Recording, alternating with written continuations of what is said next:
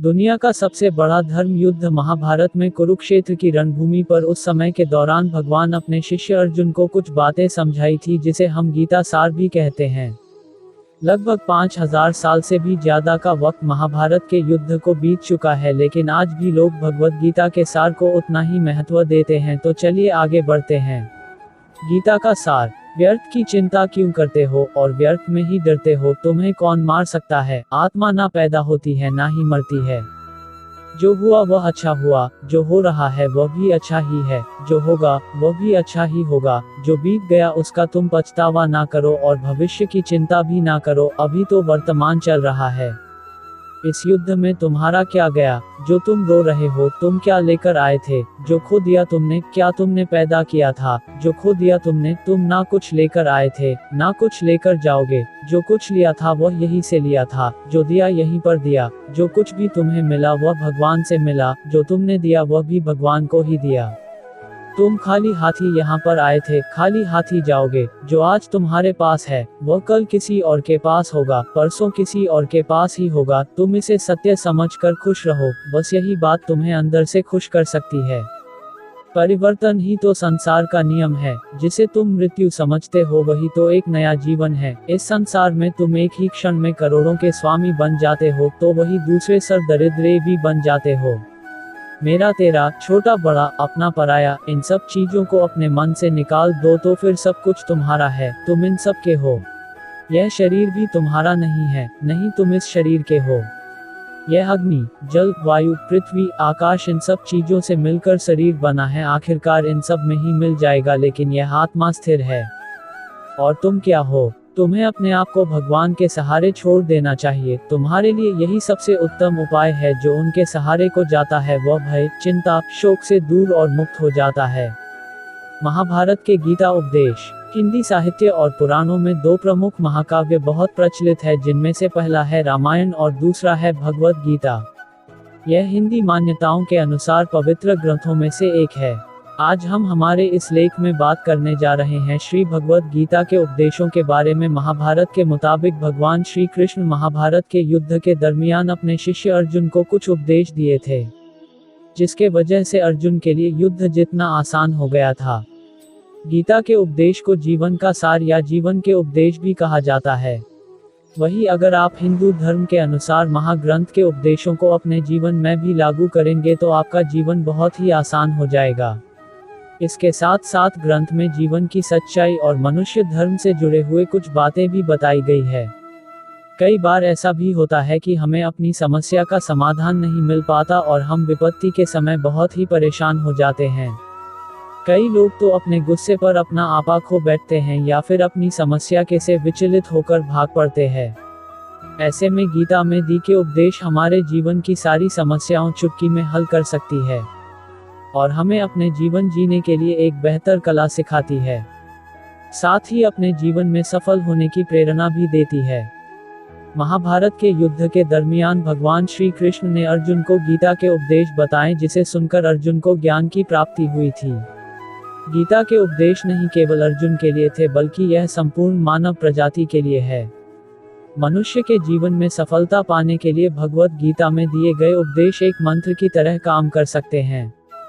आइए तो अब जानते हैं गीता सार के बारे में, जो इंसान के अंदर चल रही उठापटक को शांत करके उन्हें सफल जीवन जीने के लिए मदद करती है। मानव शरीर अस्थायी और आत्मा स्थायी है। भगवद गीता के एक श्लोक में भगवान श्री कृष्ण ने मानव शरीर की तुलना एक कपड़े के टुकड़े से की है। मतलब मनुष्य शरीर एक ऐसा कपड़ा है जिसे आत्मा अपने हर जन्म में बदलती रहती है। इसका मतलब मनुष्य का शरीर आत्मा के लिए एक अस्थायी वस्त्र की तरह है, जिसे उसे अपने हर जन्म में बदलना पड़ता है। गीता का यह उपदेश हमें यह सिखाता है कि हमें मनुष्य के आत्मा से प्यार करना चाहिए। उनकी पहचान उनके आत्मा से करनी चाहिए। हमें मनुष्य के शरीर से आकर्षित नहीं होना चाहिए। मनुष्य के भीतरी मन को समझना ही उचित होता है। जो लोग मनुष्य के शरीर से ही केवल प्यार करते हैं, ऐसे लोगों के लिए गीता का उपदेश बहुत कुछ सिखाने वाला साबित हो सकता है। जीवन का एकमात्र सत्य है, वो है मृत्यु। गीता के इस उपदेश में भगवान श्री कृष्ण ने यह बताया है कि इंसान को जन्म मरण के चक्र के बारे में जान लेना चाहिए। क्योंकि मनुष्य के जीवन का एकमात्र सच जो है वह मृत्यु है, क्योंकि जिस भी इंसान ने इस दुनिया में जन्म लिया है उसे एक न एक दिन इस संसार को छोड़कर जाना ही पड़ता है, और यही इस दुनिया का अटल सत्य है। लेकिन इस बात से भी नकारा नहीं जा सकता कि हर इंसान अपनी मौत से भयभीत रहता है। इसलिए मनुष्य को जीवन की अटल सच्चाई को जान लेना चाहिए और अपनी वर्तमान की खुशियां को भी खराब नहीं करना चाहिए। गुस्से पर काबू करना चाहिए, क्योंकि क्रोध से व्यक्ति का नाश हो जाता है। भगवान श्री कृष्ण ने इस उपदेश में यह बताया है कि क्रोध से मनुष्य को भ्रम पैदा होता है और भ्रम में वह अपनी बुद्धि का विनाश कर बैठता है। क्रोध में जब मनुष्य की बुद्धि काम नहीं करती है तब मनुष्य का तर्क वितर्क करने की क्षमता नष्ट हो जाती है और व्यक्ति का वही नाश हो जाता है। इसी तरह हर एक व्यक्ति को अपने गुस्से पर काबू करना सीखना चाहिए। मनुष्य गुस्से में कई बार ऐसा काम कर देता है जिससे उसको बाद में जाकर हानि का सामना करना पड़ता है। वही अगर मनुष्य अपने क्रोध पर काबू नहीं कर पाए तब वह कोई गलत कदम उठा बैठता है। जब भी मनुष्य के मन में क्रोध की भावना उत्पन्न होती है तब मनुष्य का मस्तिष्क काम करना बंद कर देता है और वह सही गलत का वह उचित फैसला नहीं ले पाता। इसलिए हमेशा मनुष्य को अपने क्रोध को काबू में रखना चाहिए और अपने मन को शांत रखना चाहिए, क्योंकि गुस्से में लिया गया फैसला आपको गहरी क्षति पहुंचा सकता है। व्यक्ति अपने कर्मों को नहीं छोड़ सकता है। भगवान श्री कृष्ण ने गीता के सार में यह बताया है कि कोई भी व्यक्ति अपने कर्मों को नहीं छोड़ सकता, जिसका मतलब व्यक्ति साधारण समझ के साथ अपने कर्मों में लगे रहते हैं। उन्हें अपने कर्म से हटना या छोड़ना नहीं चाहिए, क्योंकि वह ज्ञानवादी नहीं बन सकते हैं। वही अगर मनुष्य अपने कर्मों से पीछा छोड़ा ले या अपने कर्म करना बंद कर दे तब वह अपने रास्ते से भटक जाता है। संसार का नियम है जिसके मुताबिक मनुष्य को अपने कर्मों को करते रहना होगा। जो व्यक्ति अपने कर्मों से बचना चाहता है या वह अपने कर्म को करना बंद कर देता है, ऐसी परिस्थिति में वह मनुष्य मन ही मन में डूबता जाता है, अर्थात जिस व्यक्ति का जो स्वभाव होता है वह उसी के मुताबिक अपने कर्मों को करता है। मनुष्य को देखने का नजरिया। गीता के सार में मनुष्य के देखने के नजरिए के बारे में भी कुछ बातें बताई गई है। इसमें लिखा गया है, जो व्यक्ति ज्ञान को और कर्मों को एक रूप से देखता है उस व्यक्ति का नजरिया सही है। अज्ञानी पुरुष के पास ज्ञान नहीं होता, इसी वजह से वह हर किसी भी चीज को गलत नजर से ही देखते हैं। इंसान को अपने मन को काबू में रखना चाहिए। गीता के सार में ऐसे मनुष्य के बारे में भी बताया गया है जो मनुष्य अपने को मन को काबू में नहीं रख पाते। ऐसे लोग का मन इधर से उधर भटकता रहता है। ऐसे मनुष्य का मन उनके लिए शत्रु के समान काम करता है, क्योंकि मन व्यक्ति के मस्तिष्क पर बहुत गहरा प्रभाव डालता है। जब मनुष्य का मन स्थिर रहता है तो वह व्यक्ति भी सही तरीके से अपना काम करता है। खुद का आकलन करें। गीता के सार में यह भी बताया गया है कि मनुष्य को सबसे पहले अपनी खुद का आकलन मतलब खुद के बारे में जान लेना चाहिए। खुद की काबिलियत और क्षमता को जानना ही मनुष्य को आत्मज्ञान की प्राप्ति करा सकता है। जब तक मनुष्य खुद के बारे में जान नहीं लेगा तब तक उस मनुष्य का उद्धार नहीं हो सकता। मनुष्य को खुद पर विश्वास करना चाहिए। श्री भगवद गीता में श्री कृष्ण ने यह भी बताया है कि हर एक मनुष्य को अपने आप पर पूरा भरोसा करना चाहिए, क्योंकि जो लोग खुद पर विश्वास करते हैं वह अवश्य ही सफलता प्राप्त करते हैं। ऐसा भी बताया जाता है कि जो व्यक्ति जैसा विश्वास करता है आखिरकार वैसा ही बन जाता है। अच्छे कर्म करें और फल की इच्छा ना करें।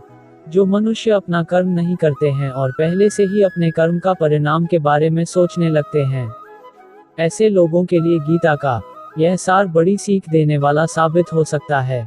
भगवान श्री कृष्ण ने इस उपदेश में यह बताया है कि मनुष्य को कर्मों को करते रहना चाहिए और यह नहीं सोचना चाहिए कि इस कर्म का क्या परिणाम उनको प्राप्त होगा, क्योंकि कर्म का फल तो हर एक इंसान को मिलता ही है। इसलिए मनुष्य को चिंता ना करके अपने कर्मों पर ध्यान देना चाहिए। ऐसा करने पर वह अपने किसी भी काम को सच्चे मन से करते हुए नजर आएंगे। मनुष्य की इंद्रियों का संयम ही कर्म और ज्ञान का निचोड़ है। मनुष्य के जीवन में सुख दुख दोनों ही स्थिति का अनुभव होता रहता है। सुख की स्थिति में मनुष्य ज्यादा ही प्रसन्न हो जाता है तो वही दुख की स्थिति में मनुष्य निराशा महसूस करता है। इसलिए सुख और दुख दोनों ही स्थिति में मनुष्य को अपने मन पर काबू रखकर उसे स्थिर रखना ही योग कहलाता है। जब कोई भी मनुष्य सांसारिक इच्छाओं को त्याग करके फल की चिंता ना करें अपने कर्मों को करता है तो उसी स्थिति को मनुष्य योग में स्थित कहलाता है। जो मनुष्य अपने मन को काबू में कर लेता है वह मनुष्य का मन ही उसका सच्चा मित्र बन जाता है। लेकिन जो मनुष्य अपने मन को काबू में नहीं कर पाता उसके लिए उसका मन ही उसका सबसे बड़ा दुश्मन साबित होता है। वही जो मनुष्य अपने मन पर विजय प्राप्त कर ले तो उसको परमात्मा की प्राप्ति हो जाती है। इसका मतलब जिस भी मनुष्य को ज्ञान की प्राप्ति हो जाती है उसके लिए सुख दुख, सर्दी गर्मी और मान अपमान सब एक समान हो जाता है। खुद पर पूरा भरोसा रखें और अपने लक्ष्य को पाने के लिए लगातार प्रयास करें। गीता में बताए गए इस उपदेश को अगर कोई भी व्यक्ति सच्चे मन से जीवन में पालन करें तो अवश्य ही वह व्यक्ति एक सफल इंसान बन सकता है। जो लोग पूरे विश्वास के साथ अपने लक्ष्य को पाने के लिए कोशिश करते रहते हैं वह निश्चित अपने लक्ष्य को पा ही लेते हैं। इसके लिए किसी भी मनुष्य को अपने लक्ष्य को पाने के लिए लगातार निरंतर कोशिश करते रहना चाहिए। तनाव से दूर रहने का संदेश। इस उपदेश में भगवान श्री कृष्ण ने यह समझाया है कि किसी भी व्यक्ति को तनाव और चिंता से दूरी बनाकर रखनी चाहिए, तभी जाकर वह एक सफल इंसान बन सकते हैं, क्योंकि मनुष्य को सफल होने में तनाव एक बाधा की तरह बीच में आता है। अपना काम को प्राथमिकता दें और इसे पहले करें। श्री भगवद गीता में भगवान श्री कृष्ण ने अपने इस उपदेश में ऐसा बताया है कि मनुष्य को अपने कामों को प्रथम प्राथमिकता देनी चाहिए। सबसे पहले अपने जरूरी काम को पूरा करें, उसके बाद ही किसी और का काम को करें, अन्यथा दूसरों का काम पूरा करने के चक्कर में वह मनुष्य अवश्य ही अपना काम पूरा नहीं कर पाता है। लोक में जितने देवता हैं सब एक ही भगवान की विभूतियां हैं।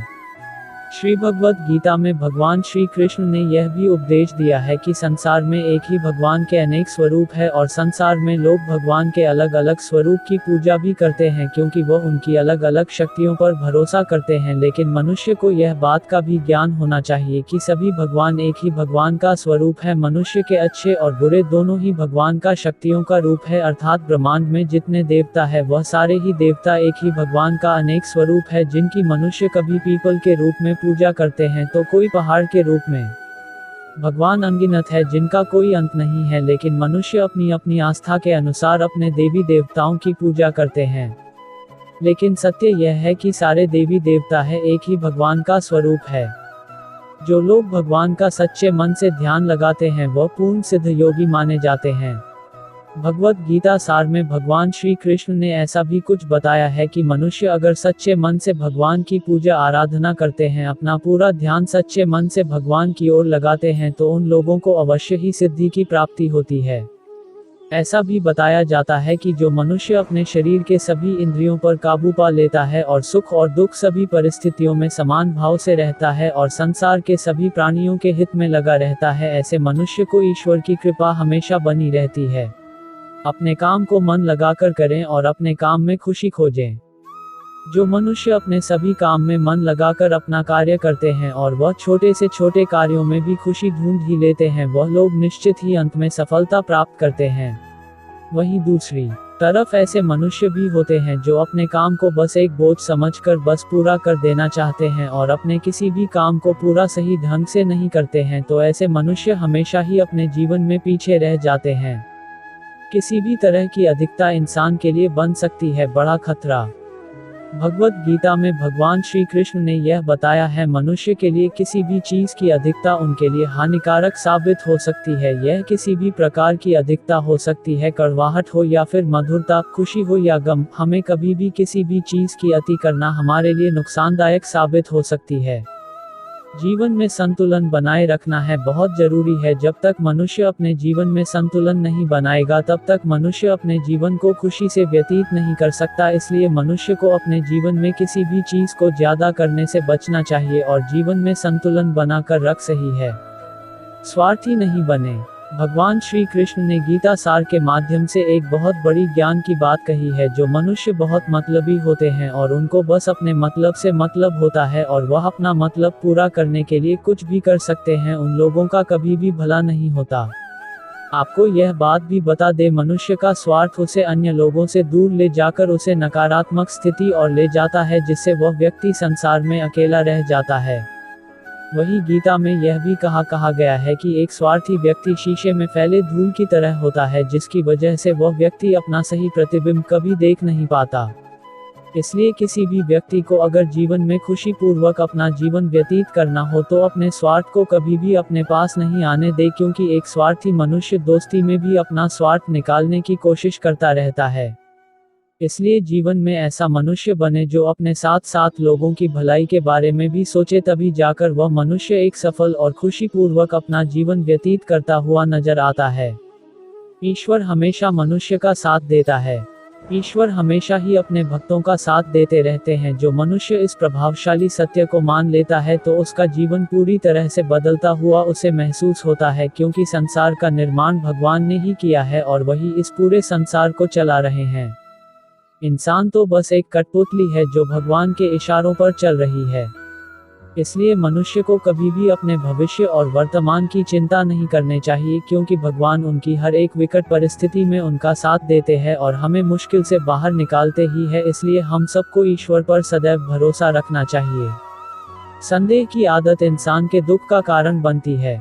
भगवत गीता के इस सार में ऐसे मनुष्य के बारे में बताया गया है जो लोग सदैव ही हर एक परिस्थिति में सत्य पर संदेश की आदत रखते हैं और जरूरत से ज्यादा शक करते हैं। ऐसे लोगों के बारे में भगवान श्री कृष्ण ने ऐसा कहा है कि पूर्ण सत्य की खोज यह हमेशा संदेह करना मनुष्य को दुख का कारण बनती है। शक करना एक ऐसी आदत है जो मजबूत से मजबूत रिश्ते को भी खतरे में डाल देती है।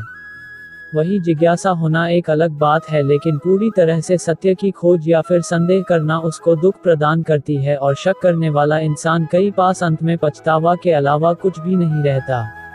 महाभारत के युद्ध के दरमियान भगवान श्री कृष्ण द्वारा दिए गए गीता उपदेश को लोग अगर अपने जीवन में उतारें तो आप निश्चित ही जीवन में सफल हो सकते हैं।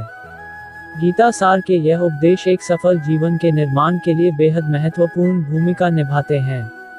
गीता परमात्मा द्वारा दी गई किताब है जो किसी एक धर्म के लिए नहीं बल्कि पूरी मनुष्य जाति के लिए है, पूरी इंसानियत के लिए है, सब आत्माओं के लिए है। क्योंकि ये आत्मा को परमात्मा के बारे में, उसकी सृष्टि के बारे में और सबसे अहम यह उन कायदों के बारे में समझाती है जिनका आत्मा को मनुष्य के रूप में हर हाल में पालन करना होगा, रक्षा करनी होगी और इन्हीं कायदों की बुनियाद पे एक आत्मा को शरीर त्याग करने के बाद परखा जाएगा और इस परीक्षा से पास होने पे हमेशा के लिए इस जन्म और मृत्यु से मुक्ति मिलेगी। परमात्मा भगवद गीता में कहते हैं कि मैं ही सबकी शुरुआत हूँ, मैं शुरू से भी पहले था और सब खत्म होने के बाद भी रहूंगा। सब मुझ में है और मैं सब में हूँ। जो भी तुम छू सकते हो, देख सकते हो, चख सकते हो या सुन सकते वो सब मैं हूँ। ये नदियाँ, पहाड़, सूरज, ग्रहण, चांद, सितारे सब मैंने बनाए हैं। मैंने ही भगवान, शैतान, राक्षस और इंसान बनाया। मैं सर्वव्यापी हूँ, सब में रहता हूँ। सब मैं हूँ, मैं ही हूँ। मैं ही ब्रह्म बनकर सब बनाता हूँ और रुद्र बन के सब नष्ट कर देता हूँ। मैं ये सृष्टि यूं ही बनाता और तोड़ता रहूंगा ताकि आत्माओं को मौके मिल सके इस जन्म और मृत्यु से मोक्ष पाने को, हमेशा के लिए परमात्मा के साथ रहने को। भगवद गीता कहती है कि इस सबसे बड़ी परीक्षा के लिए परमात्मा ने प्रकृति का निर्माण 5 तत्व हवा, अग्नि, जल, पृथ्वी और ईथर से किया, जिन्हें हम छू के, चख के, सूंघ के और देख के हम समझ सकते हैं। पर खुद परमात्मा इन 5 इंद्रियों के समझ से बाहर हैं। उन्हें आत्मा इन इंद्रियों से नहीं जान सकती। आत्मा 5 इंद्रियों के साथ वैसे ही है जैसे एक लोहे का रोबोट, जिसे अपने बनाने वाले का कोई पता नहीं। अर्जुन को भी परमात्मा का विराट रूप देखने के लिए भगवान कृष्ण ने दिव्य नेत्र दिए। भगवद गीता समझाती है कि आत्मा अजन्मी है, इसे कोई मार नहीं सकता, कोई जला नहीं सकता, डूबा नहीं सकता, काट नहीं सकता। लेकिन आत्मा को परमात्मा के साथ हमेशा रहने के लिए ये परीक्षा रूपी जीवन में बैठना ही पड़ेगा। इस परीक्षा के लिए परमात्मा से बिछड़ के आत्मा को पृथ्वी पे किसी न किसी रूप में जन्म लेना पड़ता है और 88 करोड़ योनियों को जीने और भोगने के बाद एक आत्मा को मनुष्य का शरीर और दिमाग मिलता है। इस सबसे बड़ी मर्यादाओं की परीक्षा में बैठने के लिए हर मनुष्य को इस पूरी परीक्षा के दौरान तरह तरह की अच्छी और बुरी भावनाओं की चक्रव्यूह में अपने ही भाई बहन और मित्रों के साथ डाला जाता है, जिसमें हर आत्मा को अपने अंदर के तामसिक और राजसिक अवगुणों से निकल के सात्विक जीवन में प्रवेश करने के मौके मिलते हैं। हमारे तामसिक गुण वो है जो हमारे अंदर हीन भावना पैदा करके हमें खुद को उदास और नुकसान पहुंचाते हैं, और हमारे राजसिक गुण हमें ईर्ष्यालु और लोभी बना के दूसरों के प्रति नुकसान पहुंचा सकते हैं। इस परीक्षा के दौरान हर आत्मा को तामसिक और राजसिक गुणों को खत्म करके अपने सात्विक गुणों से परिचित होना पड़ेगा। सात्विक गुण वो हैं जो आत्मा को अपने आसपास की हर चीज से जोड़े और उन्हें प्यार करना सिखाते हैं। परीक्षा के दौरान हर आत्मा को जीवन के चारों स्तंभ धर्म, अर्थ, काम और मोक्ष का ज्ञान पाके ही मुक्ति मिलती है। यही वो द्वार है जिन्हें समझकर ही आत्मा परमात्मा को समझ सकती है। पहला द्वार धर्म का है और शेर इसका प्रतीक है। धर्म वही है जो गीता में लिखा हुआ है। धर्म वही है जो धारण किया हुआ है, जिसे आपका दिल मानता है। जैसे झूठ नहीं बोलना, चोरी नहीं करना, भगवान का निरादर नहीं करना, दूसरों को नुकसान नहीं देना, यही सब धर्म है। और हर आत्मा को अपने जीवन काल में हर समय धर्म का पालन करना होगा और उसकी रक्षा करनी होगी। दूसरा द्वार अर्थ का है और घोड़ा इसका प्रतीक है। हर आत्मा अपने हर जीवन काल में अपने पृथ्वी पे होने का अर्थ या मूल कारण समझेगी। इस जिंदगी में भोगने वाली चीजें और रिश्तों का आनंद लेगी। अच्छा बेटा और अच्छी बेटी, अच्छा भाई या अच्छी बहन, अच्छा पति या अच्छी पत्नी बनके हर दुनियावी रिश्ते पर खरी उतरेगी और इस परीक्षा को पास करेगी। तीसरा द्वार काम का है। भगवद गीता समझती है कि हर मनुष्य के अंदर काम, क्रोध, लोभ, मोह, अहंकार और ईर्ष्या जैसी 6 भावनाएं हमें अपने और दूसरों के प्रति नुकसान पहुंचा सकती है। इन भावनाओं को हर मनुष्य को हमेशा अपने नियंत्रण में रखना होगा, क्योंकि इनके बहाव में किया हुआ कोई भी काम हमारे जीवन भर की परेशानी का कारण बन सकता है और एक आत्मा संतोष और सादगी से इन भावनाओं पर हमेशा के लिए विजय पा सकती है। चौथा स्तंभ मोक्ष का है और हाथी इसका प्रतीक है। इस परीक्षा रूपी जीवन में हर मनुष्य हर समय कुछ इच्छाएं रखता है। कुछ इच्छाएं एक ही जन्मकाल में पूरी हो जाती है, पर कुछ अधूरी रह जाती हैं और उनके पूरा होने के लिए आत्मा को वापस पृथ्वी पर आना पड़ता है। भगवद गीता समझाती है कि हमारी इच्छाएं ही मूल कारण है हमारे पृथ्वी पर वापस आने का, और अगर हम कोई भी इच्छा न रखें तो हम इस जीवन और मृत्यु से मुक्त हो सकते हैं। ये द्वार माफी का भी है। जिन्होंने आपके साथ बुरा किया उनको माफ करके और जिनसे आपने बुरा किया उनसे माफी मांग के मुक्ति पाई जा सकती है। जब तक आत्माएं इन चारों दरवाजों धर्म, अर्थ, काम और मोक्ष को समझ नहीं लेती, तब तक इस आत्मा को बार बार मनुष्य के रूप में आना ही पड़ेगा। परीक्षा का समय खत्म होते ही आत्मा शरीर और अन्य सब वस्तुओं का त्याग कर देती है। जो भी संसार में रहकर बनाया वो अब किसी और होगा और आत्मा अपने कर्मों के फैसले के लिए चली जाती है। आत्मा के अच्छे बुरे कर्मों का हिसाब होता है। अपने अच्छे कर्मों के लिए आत्मा कुछ वक्त के लिए स्वर्ग और दुष्कर्मों के लिए नर्क चली जाती है। नर्क में आत्मा को अपने पापों के अनुकूल सजाएं मिलती हैं, पर सजा खत्म होने के बाद आत्मा को फिर से एक नया शरीर और नया दिमाग मिलता है इस परीक्षा में फिर से बैठने के लिए, और हर परीक्षा में वही सब फिर दोहराया जाएगा। जिंदगी के 4 स्तंभ धर्म, अर्थ, काम और मोक्ष को समझने के लिए हर जन्म में अपने कई जन्मों के कर्मों के हिसाब से हर आत्मा को कभी अच्छे तो कभी बुरे हालातों से जाना पड़ता है। लेकिन जब तक आत्मा परमात्मा के साथ योग को नहीं समझ लेती तब तक वो मुक्ति नहीं पा सकती। भगवद गीता समझाती है कि मनुष्य अपने शरीर, दिमाग या दिल से भगवान को पा सकता है। शरीर द्वारा किए कर्मों के माध्यम से परमात्मा को पाने को कर्म योग कहते हैं। ऐसे कर्म जो परमात्मा की इच्छा से हो और दूसरों के कल्याण के लिए हो। वाल्मीकि ने रामायण लिख के, श्रवण ने अपने माता पिता की सेवा और उन्हें 4 धाम की यात्रा कराकर अपने कर्मों द्वारा परमात्मा को पाया। श्रीमद् भगवद गीता समझाती है कि एक आत्मा दिमाग से भी परमात्मा के साथ योग लगा सकती है। इसे राज योग कहते हैं, क्योंकि दिमाग या मस्तिष्क सब इंद्रियों का राजा है। एक मनुष्य अपनी आस्था, श्वास प्रणाली, अभ्यास, साधना और तपस्या से परमात्मा को इस योग के रास्ते पा लेता है। इस योग को समझने के लिए हमें अपने अंदर की एनर्जीज, शक्तियों यानी चक्र और कुंडलिनी को समझना पड़ेगा। आत्मा मस्तिष्क से ध्यान लगाकर परमात्मा के साथ योग लगा सकती है। शंकराचार्य, स्वामी परमहंस, स्वामी विवेकानंद और उनके जैसे कई योगी इस योग के रास्ते परमात्मा के साथ संधि लगा पाए। परमात्मा भगवद गीता में कहते हैं कि अगर किसी आत्मा को धर्म ना भी समझ आए, योग न भी समझ आए, पर अगर वो मेरी शरण में आ जाए तो मैं उसके सारे पाप माफ कर देता हूँ। परमात्मा को ऐसी दिल की गहराइयों से पुकार के पाने को भक्ति योग कहते हैं। चैतन्य महाप्रभु, मीराबाई और भगवान हनुमान इस योग के सबसे बड़े उदाहरण हैं। लेकिन कभी आत्मा अपने होने का मूल कारण भूल के धर्म का उल्लंघन करे या पाप के रास्ते पर निकल जाए तो उसे ठीक करने के लिए परमात्मा को खुद किसी रूप में पृथ्वी पे जन्म लेते हैं। तो मित्रों, आइए श्रीमद् भगवद गीता को पूरा पढ़ के इस जिंदगी के असली मायने समझें और परमात्मा के साथ योग लगाएं। अगर आपको यह भगवद गीता का सार पसंद आया तो इसे औरों के साथ जरूर शेयर करें ताकि सब आत्माएं अपने यहाँ होने का मूल रूप समझ सके और इस जन्म और मृत्यु से मुक्ति पा के हमेशा परमात्मा के साथ रह सके। दोस्तों, इस वीडियो में इतना ही। मिलते हैं अगले वीडियो में। आपको वीडियो कैसा लगा कृपया कमेंट कर अवश्य बताएं। आपके किसी भी प्रश्न एवं सुझावों का स्वागत है। धन्यवाद। जय श्री कृष्णा।